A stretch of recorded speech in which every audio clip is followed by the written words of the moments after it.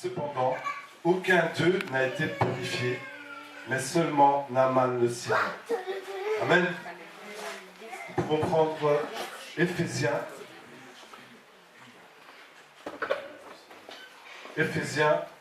1, 17.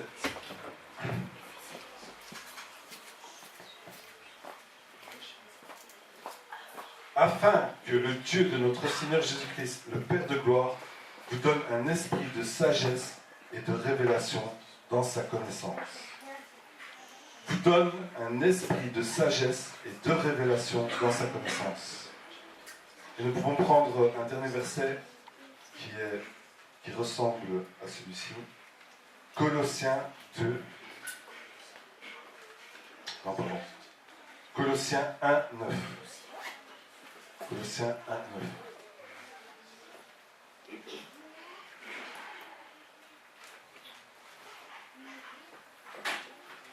C'est pour cela que nous aussi, depuis le jour où nous en avons été informés, nous ne cessons de prier Dieu pour vous et de demander que vous soyez remplis de la connaissance de sa volonté en toute sagesse et intelligence spirituelle. Amen. Amen. Je reviens sur le premier verset.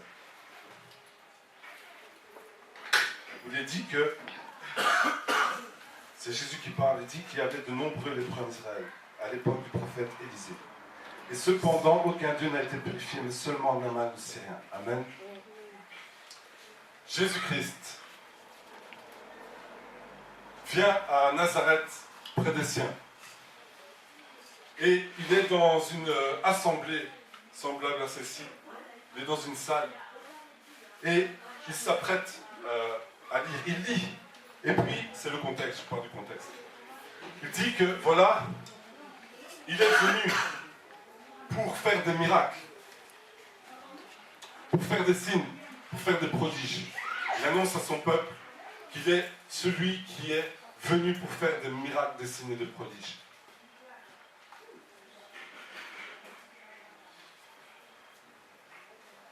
Et il dit qu'il est venu pour annoncer une année de faveur, une année de grâce.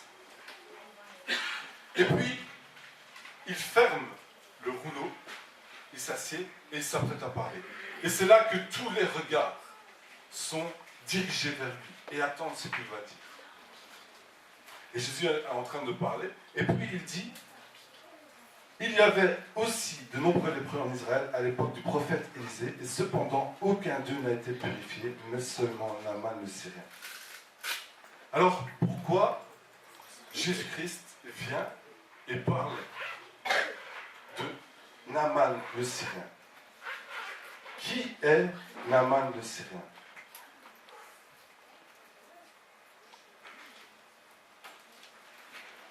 Jésus, juste avant, venait de dire qu'aucun prophète n'est bien reçu dans sa patrie. Et Jésus maintenant est en train de parler de l'exemple de Naaman le Syrien. Alors, nous pouvons, pour comprendre ce que Jésus est en train de dire, nous pouvons prendre 2 Rois 5. Je vous invite à lire tout le texte chez vous. On n'aura pas le temps de lire aujourd'hui, sinon on va s'endormir en disant. Mais on va décortiquer ce texte, on va comprendre un peu qu'est-ce que Jésus veut dire, qu'est-ce que Jésus veut parler par rapport à Naaman le Syrien.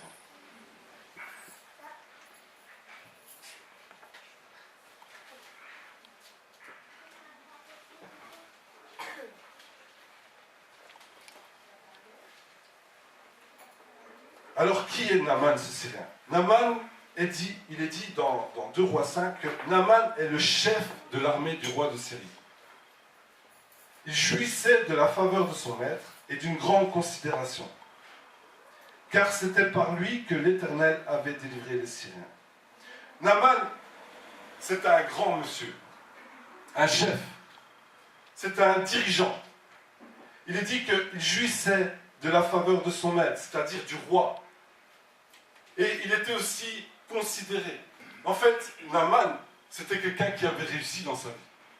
C'était quelqu'un qui avait une grande destinée, parce qu'il était devenu, à notre époque, on dirait un premier ministre. C'était un dirigeant, il avait le pouvoir. Et il réussissait tout ce qu'il entreprenait.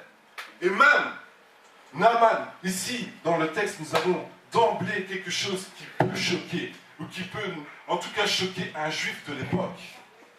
Un juif qui était du peuple élu.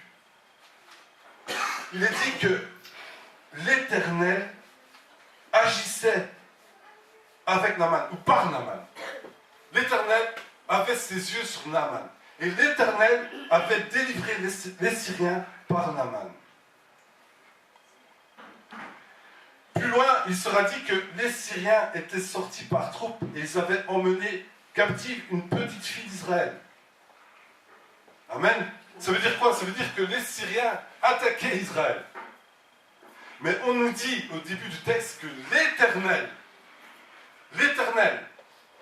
qui avait choisi son peuple, le peuple juif, qui était le peuple élu, on nous dit que l'Éternel était avec Naaman, un ennemi du peuple d'Israël. Amen. Et donc, l'Éternel des armées avait ses yeux sur Naaman. Et Naaman était quelqu'un qui avait une grande destinée, qui avait réussi dans la vie. Cependant, il y a un problème. Et c'est toujours ce que un ami me disait, c'est qu'on peut vous dire tout ce qu'on veut, mais quand il y a un mais, tout est annulé par le mais et ce qui vient après. Il est dit, mais cet homme fort et vaillant était lépreux. Donc ce Naaman qui avait réussi dans sa vie, qui avait une grande destinée, qui était puissant, qui dominait, qui avait une grande considération, avait un gros problème, c'est qu'il était lépreux.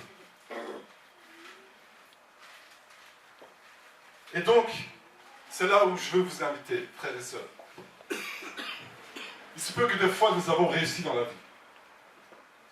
Il se peut que des fois, nous avons la réussite dans les affaires. Il se peut que des fois, nous avons fondé une famille, nous sommes bien, socialement parlant. Mais il y a toujours un problème. La lèpre, on peut la comparer à quelque chose qui se désintègre. On peut bien réussir dans la vie, on peut avoir une grande destinée au niveau humain, mais il peut se passer que notre âme est lépreuse, notre âme se désintègre. Et Naaman, donc, souffre de cette lèpre. Naaman a un gros problème. Il est malade. Et puis un jour, il y a une petite fille du pays d'Israël, une petite esclave, qui vient et qui dit à sa maîtresse, à la femme de Naaman, « Oh, si tu pouvais savoir, il y a un prophète en Israël qui pourrait te guérir. » Amen. Ce texte, vous allez le voir, est extraordinaire. On dirait un labyrinthe où on nous dirige à gauche, à droite, où nous trouvons la sortie. On dirait un thriller avec des rebondissements. Cette petite esclave est en train d'évangéliser Naaman. Amen. Et ce qui est extraordinaire par rapport au comportement de cette petite fille, c'est qu'il est dit que c'est une esclave. C'est qu'il est dit que les Syriens l'ont emmenée captive. Les Syriens sont son peuple ennemi. Peut-être, on ne le dit pas dans le texte, mais peut-être on a tué ses parents. En tout cas, elle a été séparée de ses parents. Elle se retrouve maintenant comme une esclave avec son ennemi. Et malgré cela, cette petite esclave veut évangéliser Naaman. Elle veut faire du bien à Naaman. C'est là où il est dit, dans Proverbe, il est dit, si ton ennemi a faim, donne-lui à manger. Si ton ennemi a soif, donne-lui à boire. Et plus tard, plus loin dans la Bible, Jésus-Christ dira, aimez vos ennemis. Et faites du bien à vos ennemis. Amen. Et cette petite fille est en train de nous donner une leçon. Parce que cette petite fille est en train de ne pas considérer son sort, mais est en train de servir l'Éternel des armées. Amen. Cette petite fille qui est considérée au plus bas de l'échelle, une petite esclave, vient parler à son maître et vient parler, il y a un prophète qui pourra te guérir. Et Naaman, le Syrien, le lépreux, écoute cette petite fille attentivement, et tout d'un coup, qu'est-ce qui se passe? C'est que l'espoir naît dans son cœur. Amen. L'espoir d'une guérison naît dans son cœur. Alors, Naaman prend les dispositions, et c'est là où on pourrait dire que la foi est en train d'être amenée à l'existence chez Naaman. Naaman le lépreux. Et il va vers son roi, lui dit, voilà, la petite fille m'a dit que je pourrais être guéri, donc maintenant, laisse-moi aller, parce que je vais aller chercher ma guérison. Et le roi Ben-Hadad, syrien, lui dit, ok, je vais envoyer une lettre au roi d'Israël, tu peux y aller. Naaman vient avec la lettre, et cette lettre est présentée au roi d'Israël, qui est Joram. Et le roi Joram reçoit cette lettre où il est dit par Ben-Hadad, je t'envoie mon serviteur, guéris-le. Je résume. Hein. Et donc vous avez le roi Joram en Israël qui se dit, mais qu'est-ce que c'est que cette lettre? En fait, quand il reçoit cette lettre, il y a une tuile, il y a le toit du ciel, le toit de son palais qui est en train de tomber sur sa tête. Parce que le roi Joram, ici, n'a aucune solution. Oui, Naaman est lépreux, on lui demande de guérir, mais ce n'est pas un Dieu. Qui est ce roi Joram? Le roi Joram, en Israël, est décrit comme quelqu'un qui fit le mal aux yeux de l'Éternel. Certes, son père était le roi Akab, sa maman était Jézabel, tout le monde connaît.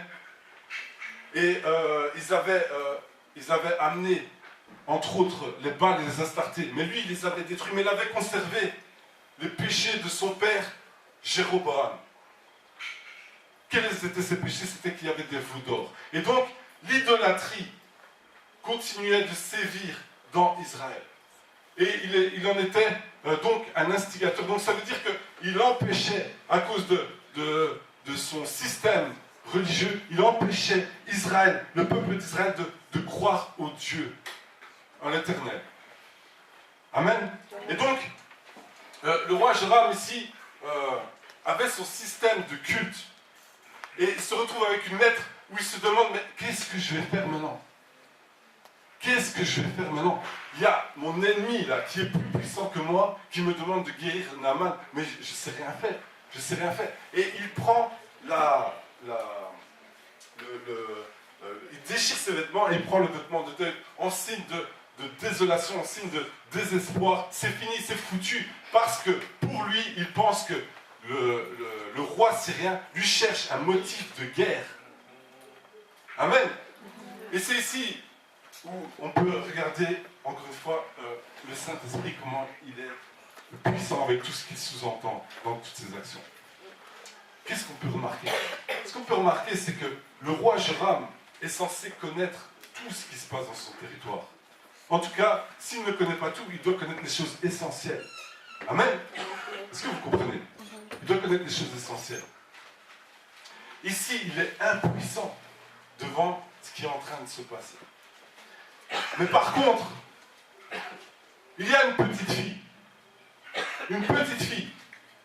qui est esclave et qui a été déportée de son pays et qui se retrouve aux mains de ses ennemis et qui, elle, a donné la solution. Amen. Est-ce qu'on peut comparer une petite fille esclave avec un roi en Israël? Cette petite fille esclave qui a foi en son Dieu et qui est en train de prendre un risque terrible. Pourquoi elle prend un risque terrible? Parce que si ça ne fonctionne pas, Naaman ne peut que revenir et blâmer cette petite fille, persécuter cette petite fille, la rejeter, et son sort serait encore pire qu'avant. Non seulement cette fille fait du bien à son ennemi, mais elle est en train de prendre un risque sur sa propre vie. Quelle foi a cette petite fille comparée au roi Joram, qui est censé représenter Dieu en Israël et qui ne connaît rien de son Dieu, qui ne connaît rien des actions de son Dieu et qui ne sait même pas qu'il y a un prophète en Israël qui est capable de guérir Naaman. Mais une petite fille esclave qui est en train de risquer sa vie le sait. Amen. Amen. C'est des leçons pour nous, peuple de Dieu.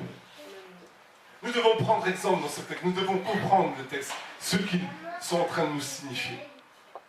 Le roi Ben-Hadad ne connaît rien de Dieu. Et il s'est mis dans la tête d'aider Naaman. Mais son aide est en train de tout ficher en l'air.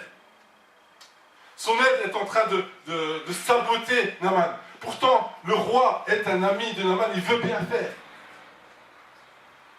Mais comme il agit avec son intelligence, comme il ne connaît rien des principes du royaume de Dieu, il l'envoie au roi qui pense le roi syrien pense que, étant donné que c'est le roi d'Israël, il a la solution, il connaît, il sait comment ça va se passer. Et donc il l'envoie au mauvais endroit, à la mauvaise personne. Amen. Et qu'est-ce qu'on peut comprendre là-dedans, peuple de Dieu? C'est que, parfois, vous allez avoir des amis qui vont vouloir vous aider, mais au lieu de vous aider, ils vous enfoncent. Ils vous emmènent dans une voie sans issue. Ils vous emmènent à perdre la bénédiction de Dieu. Amen. Est-ce qu'on peut réfléchir à ça? Ça veut dire qu'on doit commencer à comprendre avec qui on discute, avec qui on va chercher l'aide. Parce qu'il y a des gens qui sont animés, et je répète, pas de mauvaises intentions, mais de bonnes intentions, mais qui nous envoient au mauvais endroit. La petite fille envoyait Naaman au bon endroit, le prophète Élisée. Amen. Ça veut dire que lorsque nous cherchons à rencontrer Dieu, à être guéris, on peut avoir des conseils, mais ce sont des mauvais conseils. Et donc cette petite fille est en train d'amener Naaman là où il veut, là où il doit aller, tandis que le roi syrien envoie à la mauvaise personne. Et l'autre roi, le roi d'Israël, qui ne comprend rien non plus au système du royaume de Dieu, se trouve dans un état déplorable et il ne sait pas quoi faire. Heureusement, tout ce qui est en train de se passer vient aux oreilles du prophète Élisée. Et donc Élisée dit, viens, amène-moi, il dit au roi, amenez-moi le prophète, amenez-moi Naaman, je vais le guérir. Amen.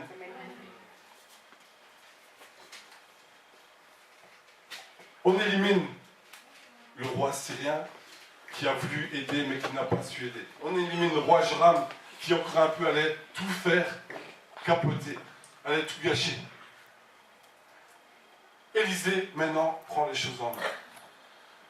Et il va encore se passer des choses incroyables dans ce récit. Naaman avance. Et donc il vient devant ce qu'il espère être sa guérison. Et donc Naaman arrive devant Élisée.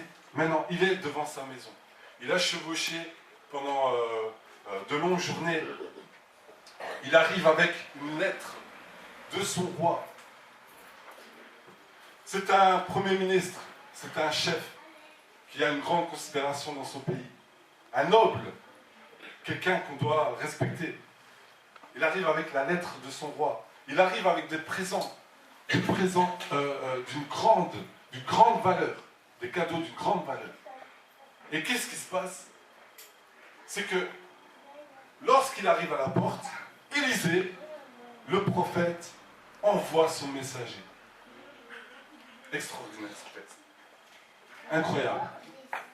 Est-ce qu'on est en train de se rendre compte de ce qui est en train de se passer? Combien Élisée est en train de manquer de respect à Naaman, le Premier ministre. C'est comme si maintenant vous avez le Premier ministre de la Belgique qui vient à votre porte et vous ne le considérez pas au point de venir lui ouvrir la porte lui-même, de venir lui parler. Mais vous envoyez un ouvrier qui travaille pour vous, un serviteur ou je ne sais pas. Vous envoyez quelqu'un d'autre parce que vous ne le considérez pas. Élisée, le prophète de Dieu, on appelait avant un prophète un voyant, donc celui qui voyait. Donc nous avons au départ une petite fille qui voit spirituellement, qui a la foi. Nous avons le roi syrien qui est aveugle parce qu'il est païen. Nous avons le roi Joram du peuple élu, censé représenter le peuple de Dieu sur terre, qui est aveugle. Et nous avons le voyant maintenant, celui qui voit, celui qui connaît les choses de Dieu, qui ne considère pas, qui ne respecte pas Naaman, et qui envoie un de ses messagers qui lui dit « Va te laver 7 fois dans la rivière du Jourdain et tu seras guéri. » Alors, beaucoup ont dit, parce que, qu'est-ce qui se passe? Évidemment, Naaman se vexe, et Naaman se met en colère. Et Naaman, en fait, avait imaginé toute une cérémonie. Il s'était dit, ouais, ça va se passer comme ça, ça va se passer comme ça. Allez relire le texte par après. Ça va se passer comme ça, il va faire telle ou telle chose, et puis je vais guérir. Il avait imaginé son système de guérison. Amen. Et quand il arrive devant cette porte, il y a tout ce qu'il avait imaginé, tout ce qu'il avait pensé, tout ce qui devait se passer comme ça devait se passer, normalement ça devait se passer comme ça, il y a tout qui tombe à plat. Amen. Mais qu'est-ce qu'on peut encore comprendre par là? C'est que nous sommes, l'être humain reste l'être humain. Ce que Naaman a fait, nous le faisons. Combien de fois nous avons imaginé comment Dieu devait faire avec nous pour obtenir quelque chose? Combien de fois nous avons dit à Dieu, fais comme ça, moi si je veux ça, il faut que tu me donnes comme ça, comme ça. Combien de fois j'ai entendu, pour ceux qui voulaient être baptisés du Saint-Esprit, ça devait se passer comme eux, ils voulaient. Et combien de fois on a pensé des plans, imaginé des plans, et qu'on a voulu que ça se passe comme nous, on veut. Amen. Est-ce qu'on comprend? Est-ce qu'on comprend que Naaman ici est en train de s'énerver, est en train de se mettre en colère, parce qu'il avait imaginé comment ça devait se passer, mais malheureusement, il n'y a rien de ce qu'il avait prévu qui est en train de se passer. Et Naaman maintenant, qui est un aveugle aussi, spirituel, et qui est en train de se laisser éclairer, ici, va devenir encore un opposant à sa guérison. Ça ne suffisait pas qu'il y avait le roi syrien, ça ne suffisait pas qu'il y avait le roi Joram. Maintenant, lui-même, sa propre personne, est un opposant à sa guérison. Parce qu'il s'énerve, il se dit, mais la rivière du Jourdain, là, c'est rien par rapport à nos rivières à nous. Elles sont plus belles, je peux même être guéri là-bas. C'est quoi cette mascarade? Cette personne-là ne vient même pas me recevoir, ne me respecte même pas. Je vais retourner dans mon pays, là au moins j'ai de la considération, là au moins les eaux sont plus belles, je suis sûr d'être purifié là. Et Naaman est en train de perdre sa guérison. Et certains ont dit que Naaman était orgueilleux. Je ne pense pas que, franchement, je ne pense pas que Naaman est orgueilleux. En tout cas, peut-être il a un orgueil, je vais dire normal, comme nous tous on a. Oui, devant Dieu, on peut dire c'est un orgueilleux, oui. Mais il n'est pas orgueilleux comme on pourrait décrire le véritable orgueilleux. Qu'est-ce qu'un orgueilleux? Un orgueilleux, c'est quelqu'un qui s'estime, a une estime de soi plus haute qu'il ne faut. Il s'estime tellement que c'est quelqu'un qui est incapable de se remettre en question.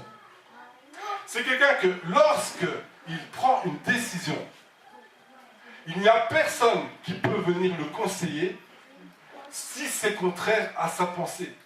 Parce qu'il est tellement orgueilleux qu'il dit « c'est moi qui ai la solution ». Et tous ceux qui viendront avec des conseils contraires aux siens, il ne va pas en tenir compte. Mais comment les autres pourraient avoir une vérité que moi je n'ai pas eue? Ça, c'est un orgueilleux. Un orgueilleux, c'est quelqu'un qui est incapable de se remettre en question et qui dit toujours, lorsqu'il se trompe, c'est pas ma faute, c'est la faute des autres. Ça, c'est un orgueilleux. Amen. Faisons attention de ne pas être des orgueilleux. Et donc ici, vous avez Naaman le Syrien. Pour moi, il n'est pas un orgueilleux. Il se met en colère, c'est normal. Mais qui ne se serait pas mis en colère?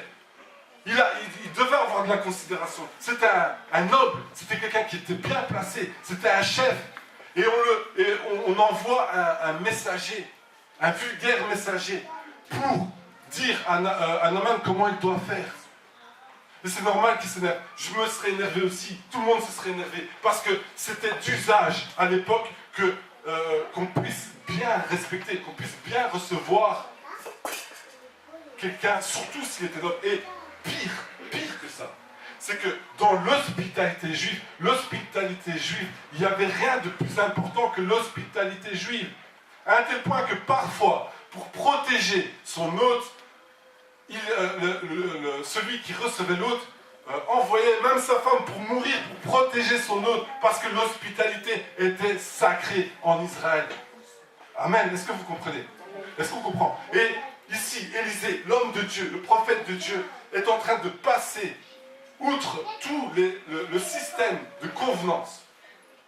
Il est en train de ne respecter aucune règle de l'hospitalité, de ce qui se faisait à l'époque. En fait, Élisée est en train d'aller contre la culture. Il est en train d'aller contre un mouvement culturel. Mais pourquoi Élisée agit-il ainsi? On va le comprendre par la suite. Et Naaman se met en colère et la foi qui avait pris germe en lui est maintenant est éteinte. Il veut s'en retourner. Il va perdre son miracle. Il va perdre sa guérison. Et là encore, nous avons quelque chose qui se passe. C'est que vous avez les serviteurs de Naaman qui viennent parler à Naaman et qui viennent lui dire, mon père. Et ce titre de père, ça veut dire quoi? Ça veut dire que Naaman était vraiment aimé. Ils lui disent, si on t'avait demandé quelque chose de plus difficile, est-ce que tu ne l'aurais pas fait? Extraordinaire ce conseil. Parce que dans ce conseil, on peut reconnaître toute la sagesse. C'est un conseil de sagesse qui est en train de se donner. Et Naaman, qui pour moi n'est pas un orgueilleux, ou qui est un petit orgueilleux juste devant Dieu, prend un instant de réflexion par rapport à ce conseil de sagesse. Et tellement que ce conseil est sage, il se dit, mais oui, ils ont raison. Je vais le faire. Et sa foi renaît à nouveau. Amen. Sa foi renaît à nouveau. Et il se dit, je vais le faire. Et il va se baigner.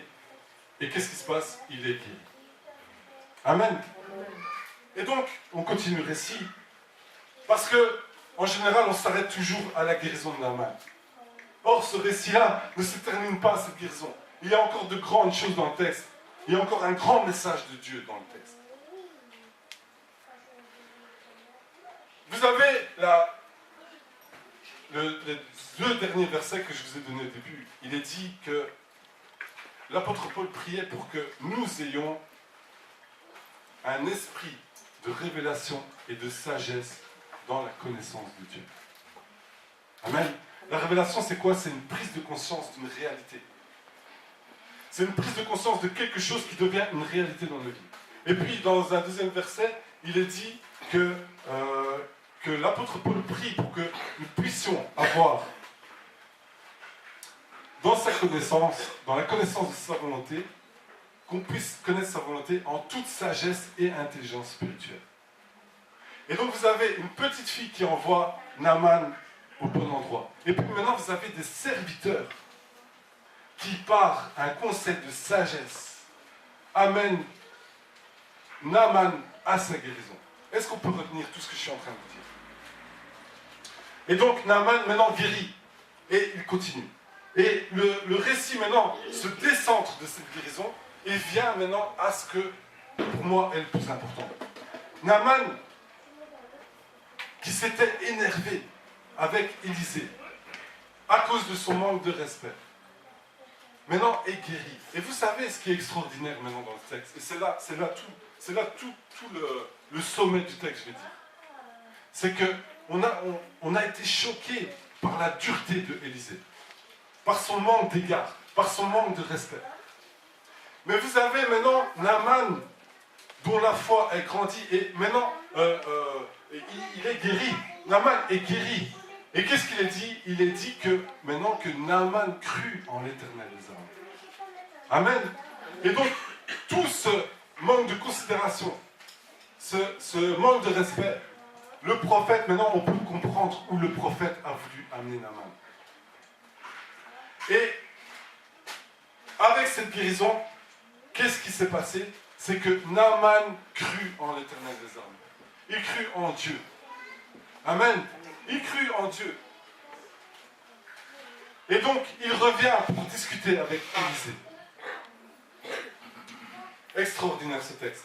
Parce que vous avez dans ce texte tout le corps du Christ, si on pourrait parler à l'époque du Nouveau Testament, qui entre en action pour l'évangélisation de Naaman. Vous avez un évangéliste qui évangélise Naaman, qui crée la foi en Naaman. Vous avez des opposants qui viennent. Mais après, vous avez Naaman qui est lui-même en train de perdre sa bénédiction. Et pour que Naaman puisse continuer à recevoir sa bénédiction, maintenant vous avez le sage, ou les sages, qui donnent conseil à Naaman. Et puis, pour continuer, vous avez, ou juste avant, vous avez aussi le prophète, qui par son comportement désobligeant, son comportement de manque de respect, son comportement qui va à l'encontre de toute la coutume de l'époque, amène Naaman à la croyance de Dieu. Amen. Qu'est-ce que je veux dire par là? La connaissance de sa volonté en toute sagesse et en toute intelligence spirituelle. Frères et sœurs, nous avons besoin de connaître Dieu. Et nous avons la lecture de la parole de Dieu pour connaître Dieu. Mais nous avons besoin de la sagesse. Et nous avons besoin de l'intelligence spirituelle pour pouvoir connaître ce Dieu. Amen. Parce qu'il est dit que la connaissance enfle. C'est-à-dire que parfois on peut connaître la Bible et s'enorgueillir et ne plus écouter l'Esprit de Dieu. Amen. Et c'est là où on manque toute l'intelligence et toute la sagesse spirituelle. Parce qu'on a la connaissance, mais on ne s'en sort pas. Parce qu'on utilise la Bible à mauvais escient. Amen. La sagesse et l'intelligence. Pour pouvoir connaître la volonté de Dieu, pour pouvoir connaître Dieu. Parce que nous avons besoin de saisir l'Esprit de Dieu là où il est et là où il n'est pas. Et nous avons besoin d'être là où est l'Esprit de Dieu et de ne pas être là où l'Esprit de Dieu n'est pas. Amen. Amen. Naaman vient à la fois à cause de l'évangéliste, à cause des sages et à cause du prophète. Naaman vient à la foi. Mais Naaman a su écouter les conseils. Amen. Est-ce que nous écoutons les conseils? Est-ce que nous avons des bons conseils? Amen. Ou alors est-ce que nous écoutons le roi syrien, le roi Joram qui ne connaissent rien au royaume de Dieu? Amen. Dans notre vie, nous devons apprendre à écouter les conseils. Nous devons apprendre à reconnaître quand les conseils sont bons et mauvais. Beaucoup de gens ratent leur vie parce qu'ils n'écoutent pas les conseils, ils ne reconnaissent pas les bons conseils. Beaucoup de gens ratent leur vie parce qu'ils ne trouvent pas la sagesse, ils ne trouvent pas l'intelligence. Amen. Et c'est pour ça que nous prions, pour que Dieu puisse nous donner la sagesse et l'intelligence pour connaître sa volonté et pour le connaître. Alors le texte continue. Et de nouveau, il va se passer une opposition, un combat. Et donc, Naaman veut remercier Élisée. Et c'est maintenant qu'on comprend pourquoi Élisée a manqué d'égard. Et par après, on le comprendra encore, a manqué d'égard à Naaman. Tout simplement parce que Élisée veut décentrer la guérison de sa propre personne. Élisée n'accepte aucun cadeau. Élisée n'a pas donné d'égard, n'a pas donné de respect à Naaman parce que Élisée voulait faire comprendre à Naaman que l'homme, le prophète, n'avait rien à voir avec sa guérison, mais que sa guérison dépendait seulement de Dieu et de Dieu seul. Et c'est ce qui s'est passé. N'est-ce pas merveilleux, frères et sœurs, où on peut voir toute l'intelligence spirituelle et toute la sagesse d'un homme qui connaît son Dieu, qui est capable d'aller contre les coutumes, contre sa culture, parce qu'il est rempli de l'Esprit de Dieu, il est rempli de la connaissance de Dieu, et qu'il est capable d'amener un homme à Dieu, et qu'il est capable, pour cela, de ne pas recevoir un présent. Amen. Amen. C'est magnifique, ce texte est magnifique. Extraordinaire. Parce que, vous savez, quand j'ai étudié ce texte, j'ai dit, Seigneur, Seigneur, Seigneur, il y a une chose que je veux. C'est cette intelligence et cette sagesse spirituelle qu'avait Élisée dans ta connaissance, afin que je ne sois pas un opposant au miracle l'oracle de quelqu'un, afin que je ne sois pas un opposant à la guérison de quelqu'un, au salut de quelqu'un, mais que je sois l'acteur principal, ou un acteur en tout cas efficace, qui amène quelqu'un dans le royaume de Dieu. Amen. Est-ce qu'on peut comprendre ça, cette intelligence, ce comportement tellement intelligent et pas facile? Parce que on a vu pour un rien, Naaman partait. Dieu, l'Esprit de Dieu va nous demander de faire des choses bizarres parfois. Il va nous demander d'aller à l'encontre de tout ce qui se fait, à l'encontre de tout le monde, afin qu'une personne puisse être guérie. Amen. Est-ce qu'on peut comprendre ça? Afin qu'il va nous amener dans une action divine qui va être contre la vie de tout le monde, afin que l'action du royaume de Dieu puisse continuer. Mais nous devons avoir cette intelligence et cette sagesse spirituelle, être remplis de l'Esprit de Dieu, pour pouvoir capter ça, pour pouvoir se dire, pour pouvoir calculer, mais le risque que je suis en train de prendre, peut-être la personne va le perdre, va se perdre. Et pourtant, parce qu'on est amené par l'Esprit de Dieu, cette personne se convertit envers et contre tout le monde. Amen. Amen. Envers et contre tous nos frères chrétiens parfois. Amen. Amen. Nous devons prier pour avoir cette intelligence et cette sagesse spirituelle. Que le Seigneur puisse nous donner cette intelligence et cette sagesse comme Élisée. Que le Seigneur puisse nous donner cette foi qu'avait la petite fille quand elle a évangélisé, qui n'a pas regardé à son sort, mais qui a regardé à l'Éternel des armées. Que l'Éternel puisse nous donner la sagesse de pouvoir donner des conseils de sagesse aux personnes pour qu'ils puissent arriver au miracle, pour qu'ils puissent arriver à la conversion. Amen. Est-ce qu'il y a quelqu'un qui me suit? Amen. Alors, le récit n'est pas fini. On est encore dans un thriller, on est dans un jeu de piste, où il y a Naaman, l'aveugle, Naaman le lépreux, qui est en train de se laisser éclairer, et qui a été éclairé, qui croit maintenant en Dieu. Naaman est sorti de l'obscurité. Naaman avait une faveur sur lui, qui l'a fait rentrer dans une grande destinée, dans une grande considération, mais il ne savait pas ça venait d'où, ça venait de qui.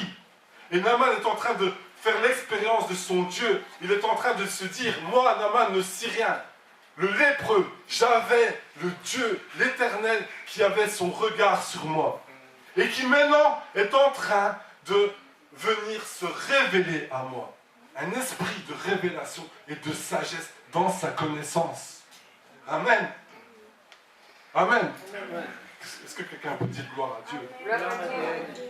Et donc, Naaman, on n'accepte pas son présent. Naaman comprend que le prophète n'a rien à voir dans cette guérison. Et c'est là où tout d'un coup, on est en train de réfléchir à tout ce qui est en train de se passer. Naaman lui dit, je vais retourner dans mon pays, mais l'usage se fait qu'on doit se prosterner devant Rimon avec mon maître, mais que l'Éternel puisse me pardonner parce que moi je ne crois plus en ces dieux-là. Je vais prendre de la terre de ton pays, afin de pouvoir maintenant honorer ton Dieu. Mais que ton Dieu ne se vexe pas, ton Dieu qui est mon Dieu maintenant, ne se vexe pas si je m'agenouille devant ce Dieu-là étranger, parce que moi je n'y crois plus. Je crois en Dieu, mais je dois le faire parce que c'est ma fonction.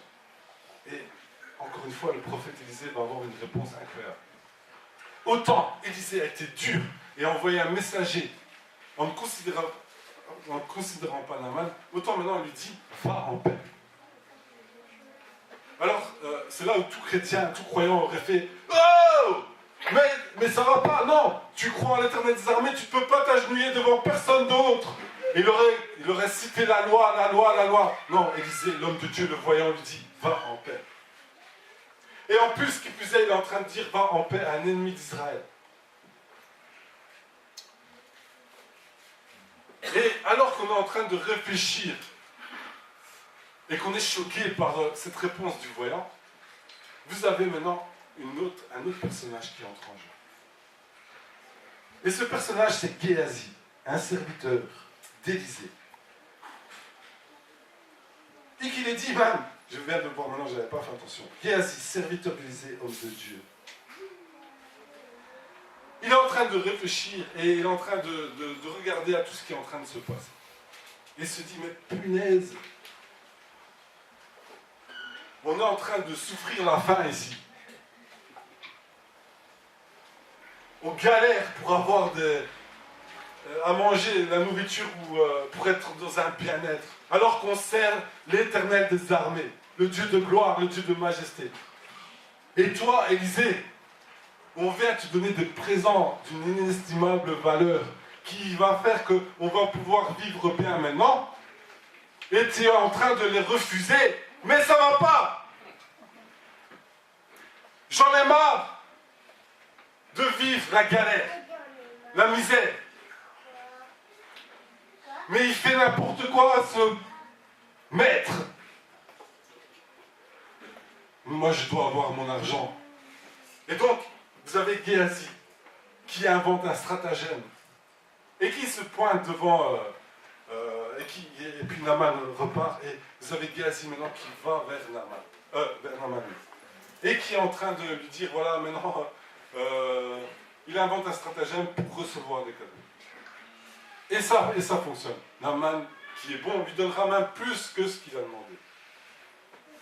Géasi est en train de mentir. Amen, peuple de Dieu. Le mensonge. Le mensonge où il est dit qu'il est en abomination devant l'Éternel. Le mensonge, il est même dit que celui qui ment a pour père le diable. Plus loin dans la Bible. Frères et sœurs, nous n'avons pas le droit de mentir. Nous n'avons pas le droit d'imaginer des stratagèmes pour gagner notre vie. Vous savez, un jour, je suis en relation d'aide avec une personne, et ça faisait plusieurs temps que j'étais avec elle. Et puis à la fin de la relation d'aide, enfin à la fin de cet entretien-là, la personne me donne de l'argent. Je dis, ah, le fruit de mon labeur. Le fruit de mon labeur. J'ai mérité, j'ai bossé, je me suis déplacé, j'ai pas passé du temps avec ma famille, j'ai pas passé du temps avec mes enfants, j'ai travaillé, j'ai prié, j'ai cherché, j'ai médité pour l'aider. Amen.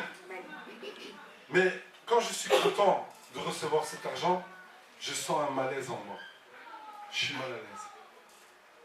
Mais je dis, mais pourquoi j'ai le malaise? Je mérite ça. Je prends l'argent, je m'en vais. Mais je suis toujours mal à l'aise, je rentre chez moi, je suis mal à l'aise. Et le fait d'être content de recevoir cet argent n'enlève pas ce malaise. Et donc, je vais chercher la face de Dieu. Et je dis, Seigneur mon Dieu, mais pourquoi ce que je mérite là, pourquoi j'ai un malaise en moi-même? Je mérite, j'ai semé, j'ai enseigné. Celui qui enseigne a droit de recevoir ce qu'il a fait. Pourquoi je dois être mal à l'aise? Et Dieu me répond. Il me dit, c'est parce que cette personne-là, en fait, c'est quelqu'un de très généreux. C'est quelqu'un qui, lorsqu'elle reçoit quelque chose, elle se doit redevable. Et je voulais apprendre à cette personne-là que moi, son Dieu, je lui donne les choses gratuitement sans qu'elle puisse me donner en retour. Je dis, oh là, Seigneur, tu ne pouvais pas utiliser quelqu'un d'autre pour lui dire ça. Et donc je dis, le prochain rendez-vous, je lui rendrai son argent. Et je lui ai rendu son argent et je lui ai expliqué ça. Amen. Cette personne a été touchée. Éternel mon Dieu, peuple de Dieu, peuple de Dieu, on ne doit pas mentir, hein? On doit être à l'écoute de l'Esprit de Dieu. Par le mensonge, on peut être en train de saboter l'œuvre de Dieu. Et Géasi, par son mensonge, est en train de saboter l'œuvre de Dieu. Il est en train de détourner la grâce de Dieu en quelque chose qui se mérite. Et il est en train de gâcher tout ce que Élisée avait fait. Parce que Élisée avait voulu faire comprendre à Naaman le Syrien que non seulement il n'avait rien à voir dans cette histoire, que c'était seulement Dieu qui le guérissait, mais qu'en plus, la faveur de Dieu, la grâce de Dieu était gratuite. Amen. Comme quand Jésus viendra, sa grâce de Dieu est gratuite. Et Géasi, par son mensonge, devient quelqu'un qui est en train de saboter l'œuvre de Dieu. Oh, si nous pouvons comprendre que dans nos ministères, nous devons bannir le mensonge. Nous devons bannir les stratagèmes. Parce que sinon, nous sommes en train de saboter l'œuvre de Dieu quelque part. Amen. Est-ce que nous devons comprendre ça? Nous devons bannir le mensonge de nos vies.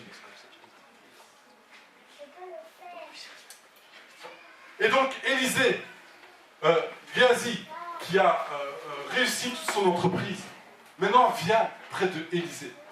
Il vient près de Élisée, et Élisée lui dit, je t'ai vu, je t'ai vu, je t'ai vu, ce que tu as fait. Élisée lui dit,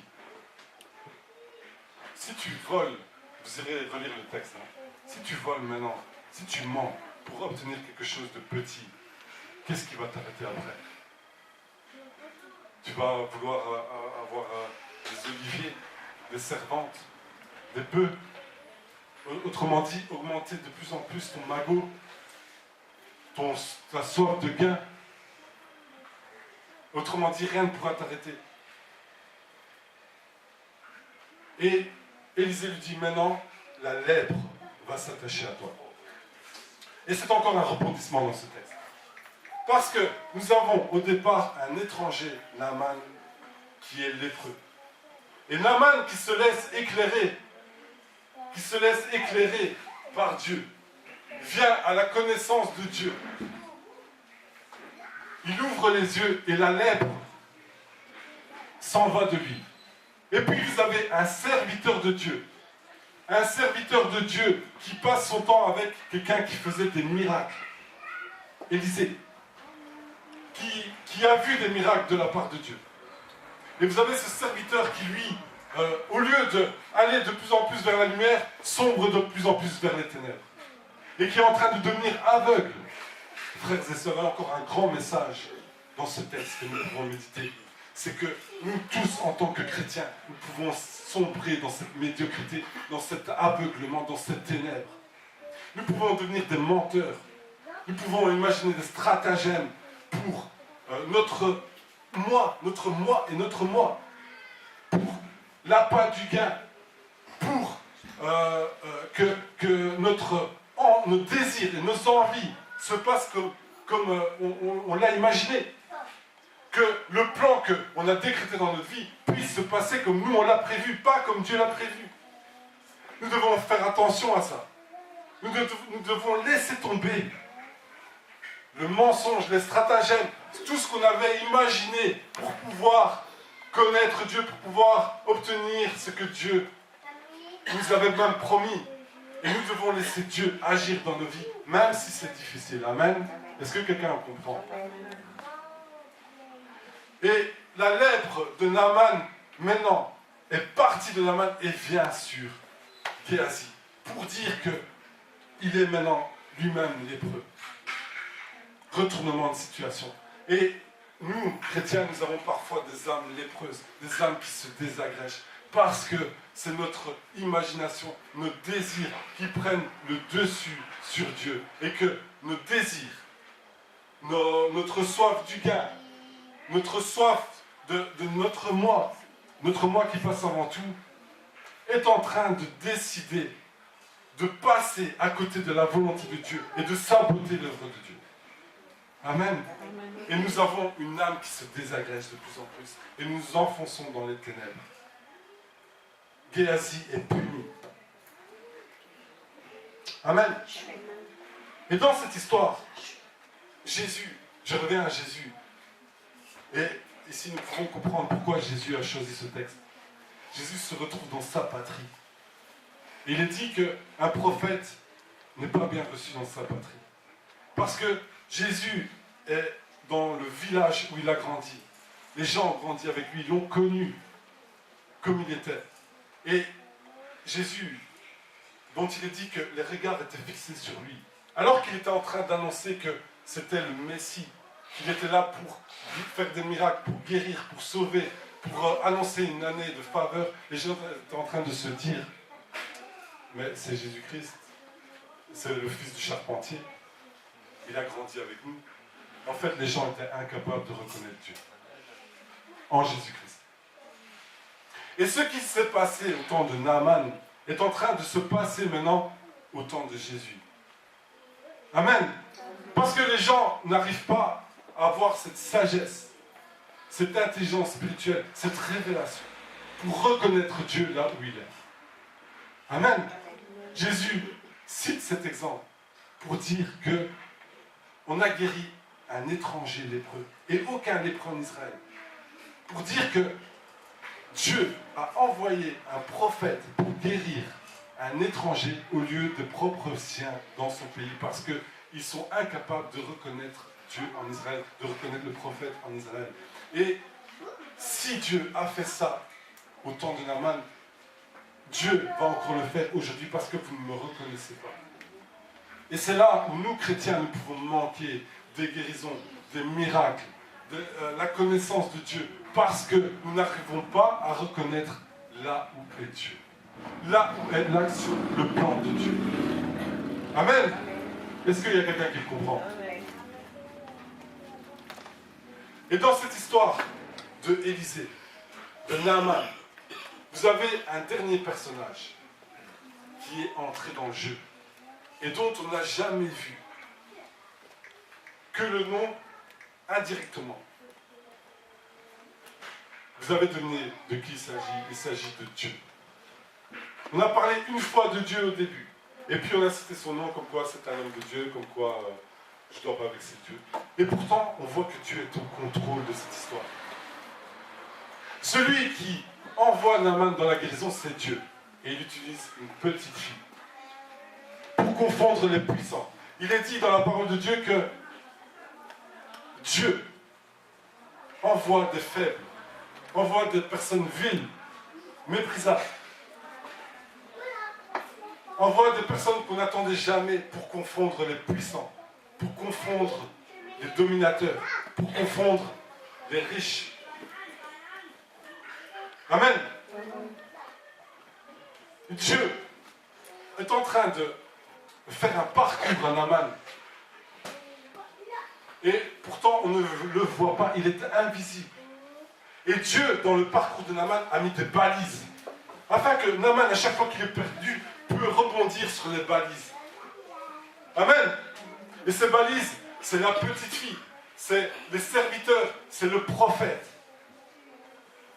Et Dieu, dont on ne parle pas dans ce récit, est en train d'agir invisiblement. Dieu, qui a les yeux sur Naaman, désire se révéler à lui. Et Naaman se laisse éclairer par lui. Amen. N'est-ce pas nous, chrétiens? Nous sommes dans des chemins, dans des pistes où parfois on est désorienté. Pourtant Dieu met des balises. Mais il faut reconnaître ces balises. Amen.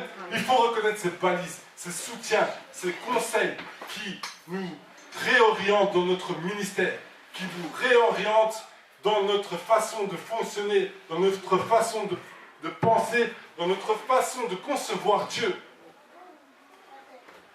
C'est Dieu le maître de cette histoire. C'est Dieu qui dirige cette histoire dans l'invisible.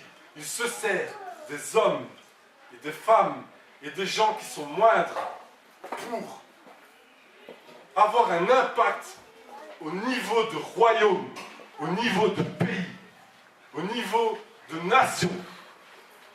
Amen. Je dis à Dieu, je dis à mon Dieu, Seigneur, donne-moi cette intelligence spirituelle, cette sagesse spirituelle, de pouvoir être comme Élisée, pour pouvoir réorienter quelqu'un, pour pouvoir conseiller quelqu'un, pour pouvoir donner la foi en quelqu'un, pour pouvoir être un serviteur qui, lorsqu'il rentrera au ciel, que son Dieu, que mon Dieu puisse me dire, entre, fidèle et fidèle serviteur, entre dans la joie de ton âme. Amen. Je vais appeler la louange. Est-ce que la louange peut venir?